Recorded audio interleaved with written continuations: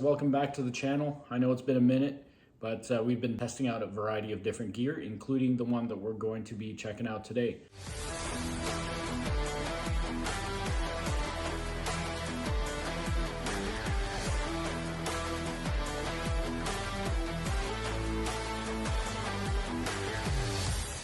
Today we're going to have a look at the Platatac Silks Alpha. It's essentially the thermal version of their lightweight silks. The Silks Alpha is an insulative hoodie designed for throwing it on after you've been hard on the move. It's designed to be lightweight and highly packable, and is small enough to be stashed in your gear and to be pulled out when you need a little bit of that extra protection from the weather. I'll be going over all the design, key features, and give you some of my insights so far. This video will cover the 2022 Alpha, which I will refer to as the Gen 1, and the updated 2023 Alpha, which I will refer to as Gen 2. First, let's go over some of the key features. The hood is not bulky and moves freely with your head and does not restrict your peripheral vision. The Alpha liner on the inside feels nice against the skin, particularly during the cold weather. The opening of the hood can be adjusted using this cinch adjustment at the back of the hood. The hood also features this semi-stiff brim to help keep some of the elements away from your face. When the hood is in the down position with the zipper fully up, the rear forms a sort of a high stand-up collar that helps to keep some of the wind off the wearer's neck. I will mention here that the Alpha hood does not fit over any helmet that I've seen. A more appropriate use would be to just wear it underneath your helmet so that this Alpha fleece is able to stay close to your face. If you were to wear this hood over the top of that helmet, you would lose the benefits of that Alpha fleece. At the top of the zipper is a little bit of a chin protector to just keep any scratchiness away from your skin and prevent it from any kind of rubbing. The Alpha has an adjustable hem draw cord, which is located on the right side toward the rear of the Alpha. It uses a barrel lock system with a shock cord drawstring. This allows the end user to adjust the hem accordingly to be able to accommodate any belt-worn gear, such as access to your belay loop.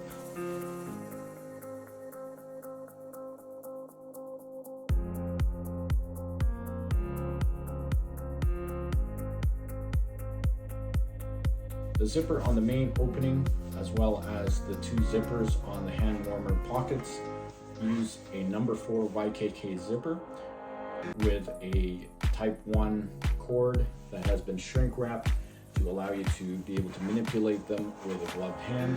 The Alpha's tricot line cuffs feel nice against the wrist and are elastic enough to be pulled over any wrist-worn gear such as your watch or GPS. Over the left chest, you'll find the 7.5 inch by 8.5 inch chest pocket. The zipper is another color matched zipper with the type 1 cord, again with a shrink wrap. The seam runs parallel to this zipper, which is hidden behind a wind flap, allowing it to be fairly discreet and would be a great place to put some flat items such as your ID, passport, any kind of flat documents. The full front zip of the Alpha is pretty straightforward and works quite well. The Alpha features two side hand warmer pockets equipped with a wind flap to provide you with some wind protection for your wrists. The insides of the pockets are lined with the Platatac Alpha fleece on the front, which feels really nice against the skin and provides a bit more of that warmth. When not in use, the zippers tuck neatly into the wind flap and lay fairly flat. I am 5'7" and about 185 pounds, and I usually wear a size medium in most garments, and it's no different with the Alpha. The Alpha naturally has a slightly below hip height length, and so depending on your torso length, this may end somewhere different for you, but for me, because I have a fairly short torso, it comes down to just below my butt cheeks. It will allow an OWB carry without it breaking your profile. Because the Alpha is designed to be worn over your next to skin layer, it has a fairly modern fit. This also allows you to be able to layer over the top of it, such as with a designated hard shell, without creating too much bulk. It doesn't restrict your shoulder and arm movement at all, and it's very comfortable without a lot of the excess material. When extending your arm, the wrists are still covered. The Gen 1 Alpha shown here was debuted sometime in around the fall of last year and uses the Brookwood Quantum face fabric in the multicam and has the Platatac Alpha on the inside. Brookwood Quantum, not to be confused with the Platatac Quantum, is a micro ripstop fabric with an RH100 DWR coating. Silks Alpha gets its name in part from the Platatac Alpha used as the inner lining for this garment. Platatac Alpha insulation was engineered by Platatac for the US Special Forces, who wanted a superior insulation system for extreme temperature variations, particularly the start and stop conditions of combat. It is a lightweight fleece made up of stretchy fibers that are interlaced into a lattice, all of which are made out of 100% recycled materials, and has about a 15 to 30% stretch rate depending on which direction the fabric is pulled. Despite what its initial appearance may convey, the Alpha is actually quite durable. The Platatac Alpha is already a favorite among a lot of the backpacking and hiking community, particularly in the through hiker crowd and the ultralight crowd, and can be seen in the MacPack Nitro pullover and the Senchi Designs Alpha Direct hoodie. So I've had the Silks Alpha now for just about a year, and I haven't had any issues with it, with the exception of the gasket cuffs on the Gen 1. After only having worn the Alpha for a few days, I started noticing the seam between the tricot lining cuff and the quantum fabric had started to separate a bit.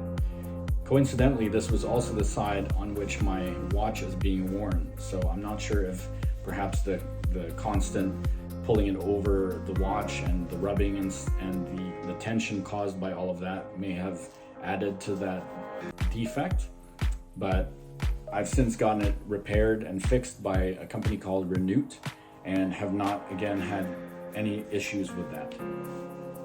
As far as durability, because the quantum fabric is quite thin, I would have expected it to be quite susceptible to abrasion and snags, but surprisingly, after having worn this garment for the amount of time that I have through various different climates, temperatures, terrains, and through the woods, I've even run through a prickle bush, and I've only noticed a few loose threads, which is easily rectified by simply just trimming it close with a razor.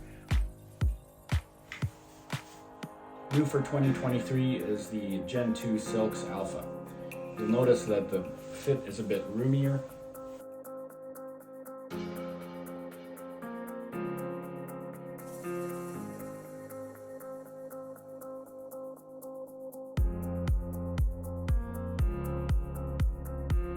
You'll notice with the Gen 2 is that it no longer has the tricot cuffs, but instead has this more common Velcro tab closure with the elastic on the bottom. By going with this more standard design, this essentially eliminates the issue that I had with the Gen 1 cuff. Instead of using the quantum fabric, it now uses this Patriot Light face fabric. Quantum is a 40D nylon fabric, whereas the Patriot Light is a 70D nylon fabric. It is also not a ripstop fabric. Gen 2 Silks Alpha is offered in Multicam Alpine, Multicam Tropic, Multicam Black, and a few other solid colors. However, I'm told that because Brookwood has discontinued Patriot Light, after this particular run is sold out, they'll be using a different fabric, but they haven't yet decided what that fabric is going to be. Because of the heavier fabric, it does provide a little bit more wind protection and protection from the elements compared to the Quantum. Both garments remain highly packable and can be compressed down into a stuff sack about the size of a 32-ounce Nalgene.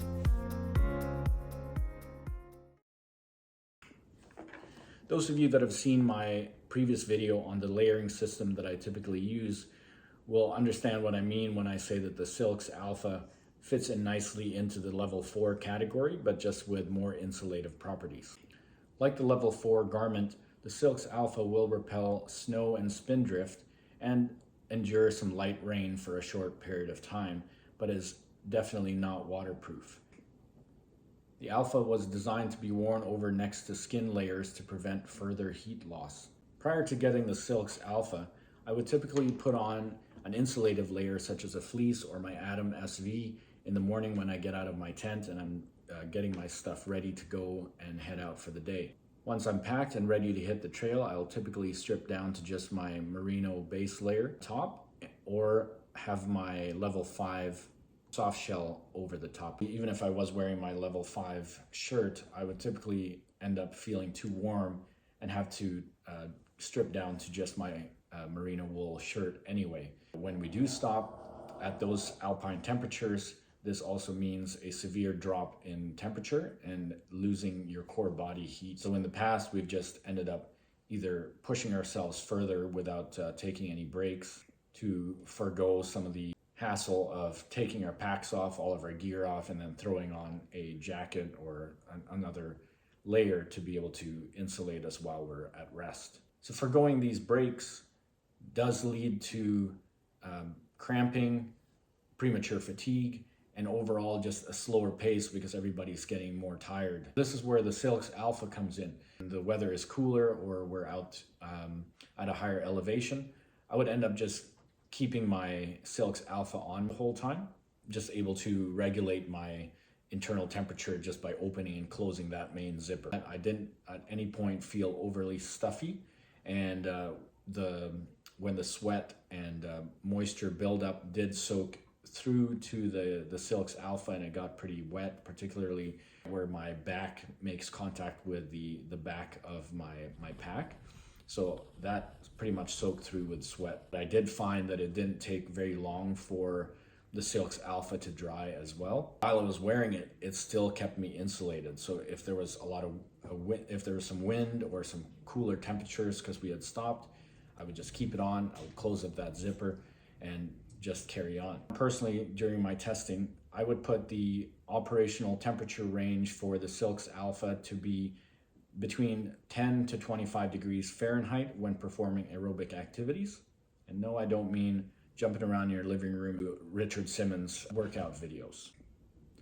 As a base camp jacket or a jacket that you're wearing while you're just performing light duties at camp, I would put the effective temperature range for the Alpha for myself again between the 50 degree Fahrenheit temperature range while wearing some kind of a fleece underneath or other insulative layer on top of your level 2, or up to 70 degrees Fahrenheit just wearing a t-shirt underneath with the Silks Alpha over the top, possibly with it open. Of course, your mileage may vary on this because depending on how hot or cold you typically run, you may have different opinions on that. So the Silks Alpha will run you about $300, but according to the Platatac website, it looks like they offer free shipping on any orders over $200. So definitely the Silks Alpha would qualify. And if you've been eyeing up these decor flasks that we've been posting about, I know I've seen a lot of comments from you guys asking, where can I buy it in North America, this kind of stuff. Well, this might be a good opportunity to save on shipping and just bundle it in together.